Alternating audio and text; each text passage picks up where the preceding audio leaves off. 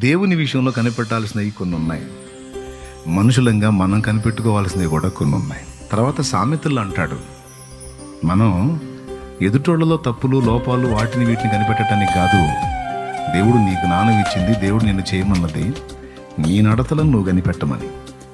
సామెతల గ్రంథంలో చూస్తారా వచనం? మీరు చదువుతారా నన్ను చెప్పమంటారా? 16వ అధ్యాయం 17వ వచనం చూడండి. చెడుతనము విడిచి నడుచుటే యథార్థవంతులకు రాజమార్గము, తన ప్రవర్తన కనిపెట్టేవాడు తన ప్రాణమును కాపాడుకును. అద్దుగో ఏం కనిపెట్టమన్నాడమ్మా అక్కడ? దేవునికి స్తోత్రం కలుగును గాక. ఈ మాట చాలా కీలకమైన మాట.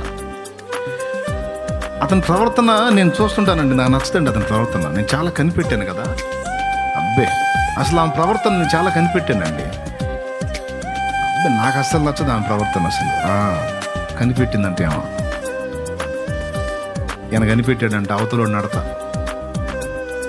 ఇక్కడ నీ ప్రాణం నీవు కాపాడుకోవాలి, నీవు క్షేమంగా ఉండాలి, దేవుని ఎదుట నువ్వు యోగ్యంగా ఉండాలంటే అతని ప్రవర్తన నేను చాలా కనిపెట్టానండి. ఆమె ప్రవర్తన ఈ డైలాగులు కాదు, ముందు నీ ప్రవర్తన నువ్వు, నా ప్రవర్తన నేను, మన ప్రవర్తనను మనం కనిపెట్టడం నేర్చుకోవాలి.